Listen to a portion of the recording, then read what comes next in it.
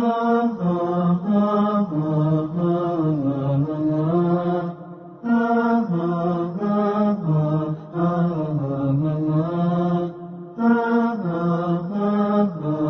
الله الرحمن الرحيم الحمد لله رب العالمين والصلاة والسلام على رسول الله وعلى آله وصحبه وسلم.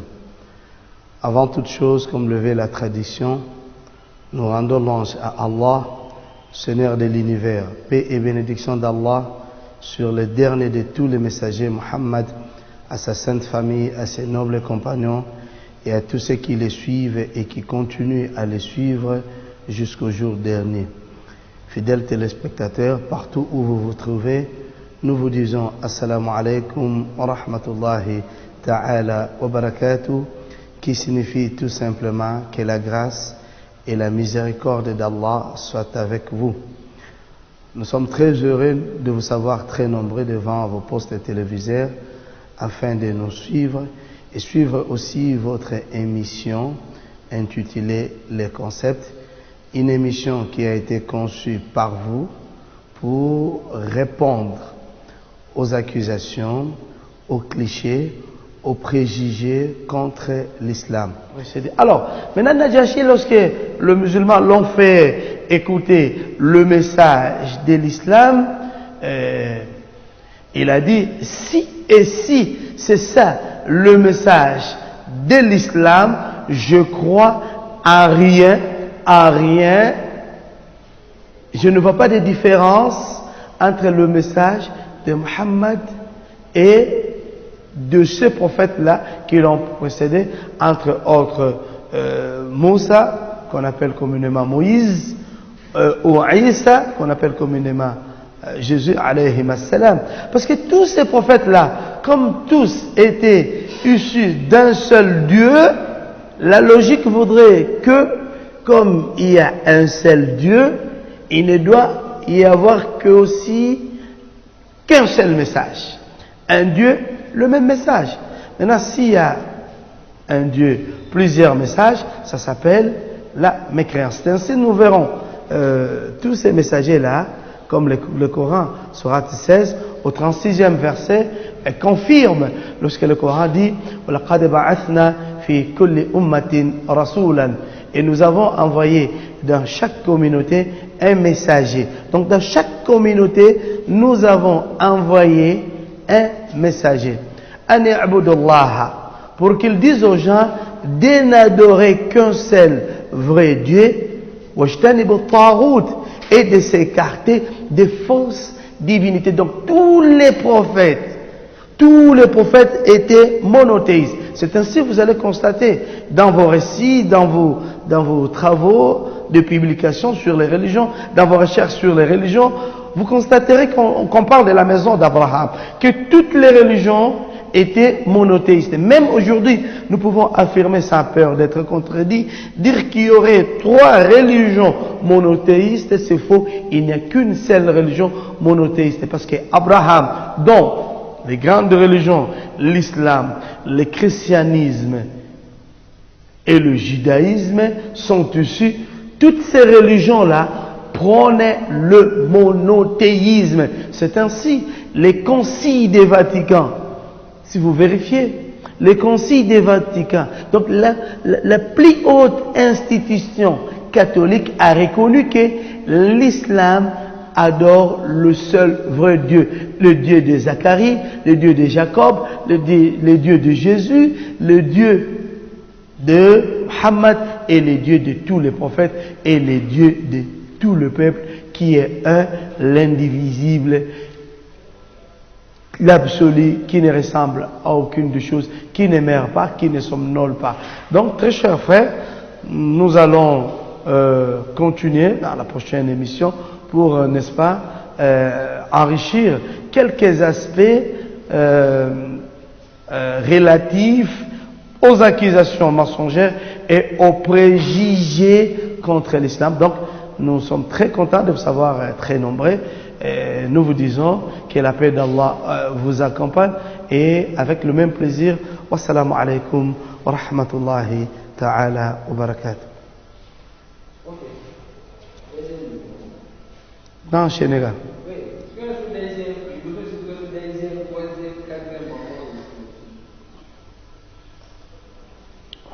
Non, Bismillahir Rahmanir Rahim. Au nom d'Allah, le clément, le tout miséricordieux. Alhamdulillahi Rabbil Alamin. والصلاة والسلام على أشرف الأنبياء والمرسلين حبيب قلوبنا أبي القاسم محمد وعلى آله وصحبه وسلم. Nous commençons par rendre louange et hommage à Dieu, Seigneur de l'univers, paix et bénédiction de Dieu sur les derniers de tous les prophètes, Muhammad, à sa sainte famille, à ses nobles compagnons et à ceux-là qui les suivent et qui continuent à les suivre et qui les suivront par la grâce d'Allah. Nous vous disons tous Assalamu alaikum wa rahmatullahi ta'ala wa barakatuh, qui signifie tout simplement que la grâce de Dieu soit avec vous. Avant d'entrer dans le vif de notre sujet, il nous semble bon de vous rappeler certaines terminologies islamiques. Lorsque vous attendez parler de Muhammad, nous disons sallallahu alayhi wa sallam, qui signifie que la paix de Dieu soit avec lui. Et lorsque vous attendez parler, nous citons Jésus, Isa, nous disons alayhi salam, que la paix de Dieu soit avec lui, par le simple fait que nous, selon la doctrine musulmane, nous ne faisons pas de différence entre tous les messagers. Tous les messagers sont égaux. Les messagers, ici j'ai dit les messagers envoyés par Dieu, pas de messagers autoproclamés, parce que nous reconnaissons que surtout chez nous, ici en Afrique, il y a la prolifération des messagers et des églises. Et je ne sais pas pourquoi tout le monde se contente de se dire prophète, je ne sais pas. Parce qu'ils prédisent des choses, je ne sais pas, est-ce que tout celui qui prédit doit être, n'est-ce pas, appelé prophète? Pourtant, les prophètes sont des porte-paroles, des envoyés, de messagers de Dieu pour l'humanité. Et selon notre doctrine musulmane, nous reconnaissons que l'islam nous dit qu'il y a eu 124 000 prophètes à qui on a confié le salut de l'humanité, mais nous reconnaissons que ces prophètes-là, tous étaient, n'est-ce pas, envoyés de Dieu, et qui n'étaient pas des enfants de Dieu, et qui n'étaient pas des dieux, et qui n'étaient pas aussi des auxiliaires de Dieu ou des assistants de Dieu. Étaient des humains que Dieu a choisis, avait purifiés avant qu'ils soient prophètes. Et on ne devient pas prophète, hein, on est prophète, on est créé prophète. Allahu a'lamu haythu yaj'alu risalatahu, comme cela est dit dans le Saint-Coran. Allah sait parfaitement à qui il doit placer son message. Donc tous les prophètes depuis Adam, en passant par les autres, Zacharia, Yahya, Yaqub et Shu'aib, et tous ceux-là, tous ces prophètes-là que vous connaissez, qui sont cités dans le Saint-Coran, tous nous reconnaissons qu'ils étaient ce que nous appelons dans le langage islamique des ma'asoumin. Ils étaient donc des infaillibles. C'était des gens qui ont été purifiés par Dieu et qui ne commettaient pas de péché ou des erreurs. Si ils ont eu à commettre des péchés ou des erreurs, c'est par rapport à Dieu. Mais par rapport à nous, ils sont nos modèles, ils sont des exemples le plus parfaits, ils sont des guides que nous devons suivre parce qu'ils ont été d'abord purifiés. Donc Dieu ne peut pas envoyer pour le salut de l'humanité un méchant, un brigand ou un aventurier. Donc Dieu n'envoie que des prophètes qui sont justes, qui sont corrects et qui sont purifiés. Donc c'est ainsi, vous allez voir même sur Muhammad alayhi salatu wa salam, que beaucoup ne connaissent pas, musulmans ou chrétiens ou juifs, et pour la plupart ne connaissent pas Muhammad. S'ils les connaissent sommairement, parce que je vous dis déjà, si vous étudiez la sira, la biographie du saint prophète, sa naissance, son enfance, sa jeunesse, son message, sa religion, vous allez dire que ce prophète, il est tellement grand. C'est ainsi, vous voyez, un célèbre ouvrage qu'un Américain avait publié sur les 100 personnes les plus influentes de la terre et que Mohammed occupait seul la première place. Pour dire que cet homme-là, sa grandeur était incommensurable.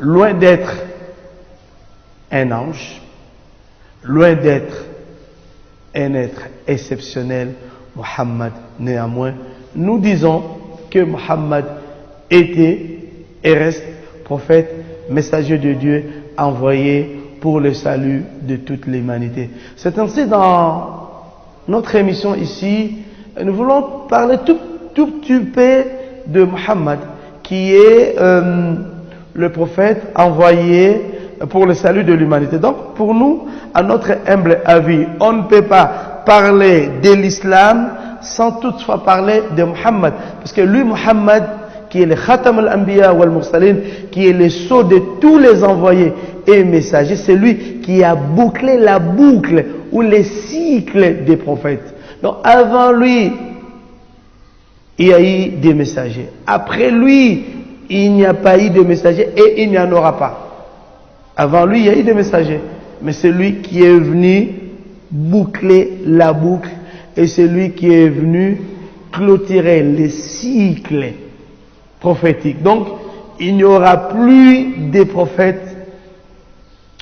Il n'y aura plus de prophètes après lui. Donc, les détracteurs de l'islam n'ont qu'à chercher à comprendre la vie de Mohammed, qui est pourtant confiné dans beaucoup d'ouvrages islamiques spécialisés tels que Ibn Kathir,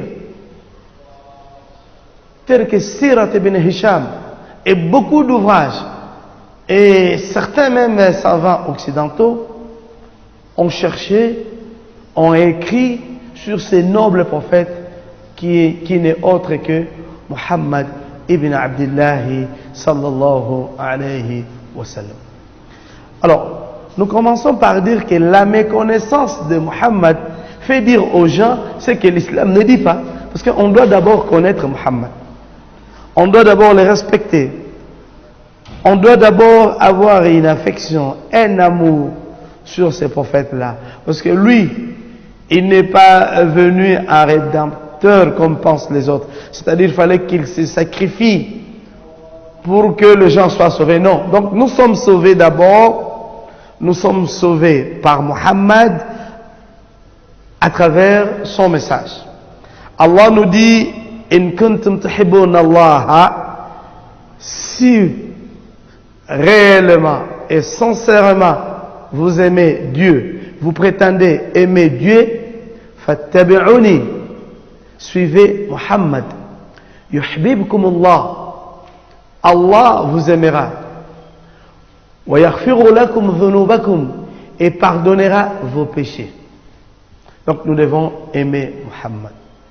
Aimer Muhammad, pourquoi? C'est parce que c'est le messager, c'est l'envoyé de Dieu.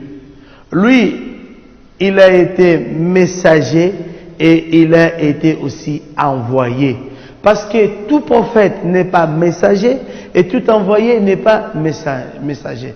Mais Muhammad était sahib risala et était porteur d'un message. Et son message reste confiné dans les Saint-Coran. Le Saint-Coran, c'est un livre par excellence de Dieu. Un livre où il n'y a pas l'essence humaine. Ce livre-là, ces livres-là auxquels on n'y trouve pas de fausseté, Huda lil muttaqin, une voie droite pour le pied. Ces livres-là qu'on peut falsifier, ces livres-là qu'on ne peut pas trouver des contradictions, et ces livres-là, il est protégé par Dieu. Inna nahnu nazzalna dhikra wa inna lahu lahafidhun, comme Dieu dit. Donc, que c'est nous qui avons fait descendre le Saint-Coran, Et c'est nous qui en sommes protecteurs. C'est Dieu lui-même qui protège son livre. Donc le Coran n'est pas un livre écrit par Mohammed et n'est pas non plus un livre rédigé par qui que ce soit. On n'y trouve pas des idées humaines. On n'y trouve que la pensée divine. C'est ainsi Mohammed apparaît dans les 5 Corans, pas comme orateur, mais comme l'interlocuteur, celui à qui Dieu s'adresse. C'est ainsi que quand vous lisez les 5 Corans, vous allez voir que Dieu, lorsqu'il veut s'adresser au saint prophète, il lui dit « Qul », c'est-à-dire « dit ». Donc le Coran n'a pas le style biblique où on ne sait pas, où on y trouve plusieurs orateurs. Le Saint-Coran n'a qu'un seul orateur qui s'appelle Dieu, Allah subhanahu wa ta'ala. C'est son livre. Mais Mohammed en est cité, Jésus en est cité, les paroles de Jésus, on y trouve les récits des prophètes, on y trouve les codes moraux, on y trouve, c'est un livre global et globalisant et qui contient des grands enseignements pour le salut de toute l'humanité. Ce livre contient, n'est-ce pas, des enseignements très élogieux et des solutions pour le problème de l'humanité. Donc, pour ces gens-là, pour ces détracteurs, nous leur disons que on ne peut pas parler de l'islam sans parler toutefois de Mohammed. Donc, on ne peut pas dissocier Mohammed de l'islam. Alors, lorsque nous essayons de parcourir certains ouvrages écrits par des islamophobes, c'est-à-dire des gens qui nient l'islam ou qui se contentent de faire dire ou de faire parler à l'islam ce que l'islam ne dit pas, ils sont les gens, nous ne pouvons pas citer leur nom ici, mais il y en a certains malins qui se plaisent de dire par exemple que non, Mohammed était fils d'un bâtard. Là, nous disons non. Mohammed, c'est un enfant qui est sorti d'un couple légal. Son père a épousé sa maman, son père Abdallah et sa mère Aminat bint Wahab se sont mariés légalement. Dieu ne peut pas susciter un prophète dans un couple, n'est-ce pas, illégal. Dieu ne suscite que le prophète dans un couple pur et purifié. Et que Mohammed, son père s'appelait Abdallah. Abdallah qui signifie serviteur d'Allah, serviteur de Dieu. Là aussi nous profitons de l'occasion pour la procède de ces musulmans-là qui auraient dit ou qui disent par exemple que le père de Mohammed n'était pas musulman. Non, il était musulman parce que son père s'appelait Abdallah, c'est-à-dire serviteur de Dieu, et sa mère Aminat bint Wahab. Alors, Mohammed est sorti de la lignée prophétique, est sorti d'une descendance pure et purifiée. Son dernier ancêtre, c'est Adnan ibn Ismaïl, fils d'Ismaïl. Donc Mohammed, c'est un noble. Il est issu de Adnan ibn Ismaïl. Et il est issu des Qurayshites, une tribu noble parmi les Arabes, parmi d'autres tribus. Les Qurayshites avaient de l'influence, avaient les potentialités et les capacités, avaient le monopole dans beaucoup de domaines. C'est là où est sorti Muhammad sallallahu alayhi wa sallam.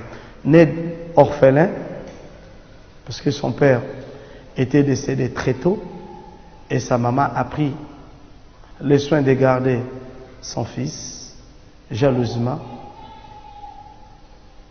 et parce que sa maman témoigne, comme les récits prophétiques témoignent, que à chaque fois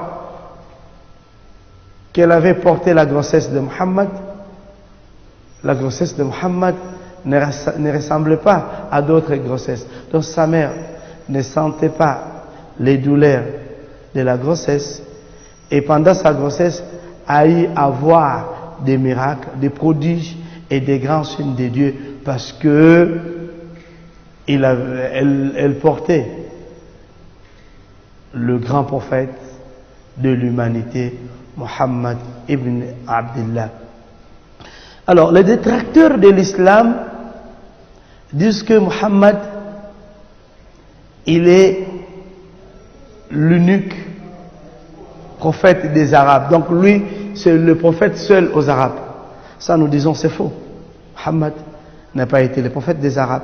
Dieu, dans sa grande sagesse, a voulu à ce que Muhammad soit issu des Arabes. Lui-même, c'est la sagesse. Il dit, لَقَدْ جَاءَكُمْ مِنْ أَنفُسِكُمْ. Muhammad est venu issu de vos âmes. لَقَدْ جَاءَكُمْ رَسُولٌ مِنْ أَنفُسِكُمْ.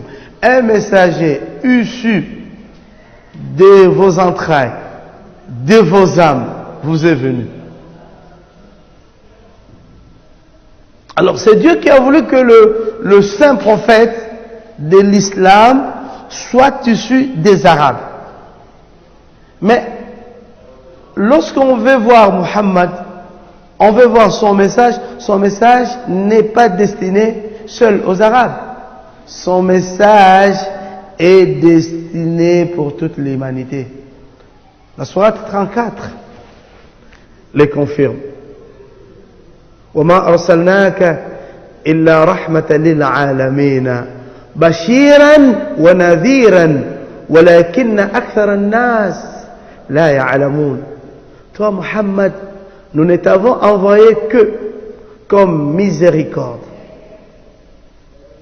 comme bénédiction pour le salut de toute l'humanité.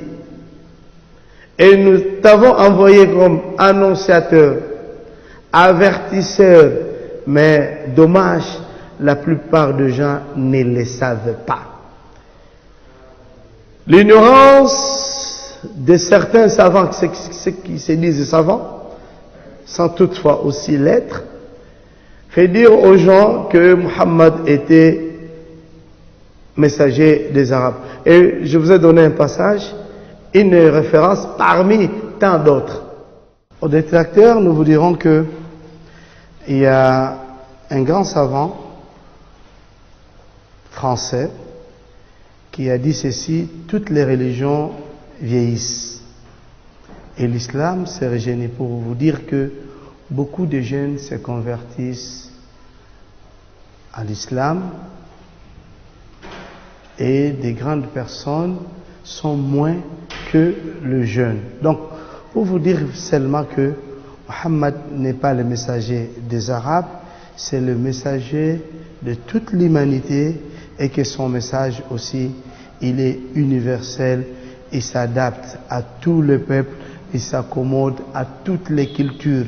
Et l'islam n'est pas à confondre avec l'arabe. L'arabe, c'est un membre à part entière de la communauté de Muhammad et les non-arabes aussi, et tous les peuples font partie de la Ummah al-Islamiyya, de la grande communauté musulmane. L'islam, c'est au-delà d'une religion, c'est la Ummah, c'est la grande communauté, la communauté de Muhammad, la communauté de tous les prophètes, la communauté de tous les messagers. Donc sur ce, nous vous disons que Muhammad, c'est Dieu seul qui connaît pourquoi il lui a suscité parmi les Arabes. Il y a des gens qui disent Allahu A'lam, seul Dieu sait si c'est vrai. Il y a des gens qui disent que non, il a été suscité parmi les Arabes parce que les Arabes étaient très têtus, ils ne pouvaient pas croire à d'autres prophètes si ils n'étaient pas arabes. Mais nous disons c'est faux, parce que le juif à qui ils ont eu la chance ou le privilège d'avoir beaucoup de prophètes, mais les juifs ont désobéi aux prophètes qui les ont été envoyés. Donc nous disons que, par exemple, nous Africains, nous avons cru à Muhammad, pas parce qu'il est arabe, c'est parce que son contenu, son message, sa religion est une religion merveilleuse, une religion qui qui est une solution pour tous les problèmes du monde. Et nous voyons que le monde qui vit dans un cycle infernal, des solutions ne sont pas si vite et ne sont même pas là. Mais à travers l'islam, on trouve la solution.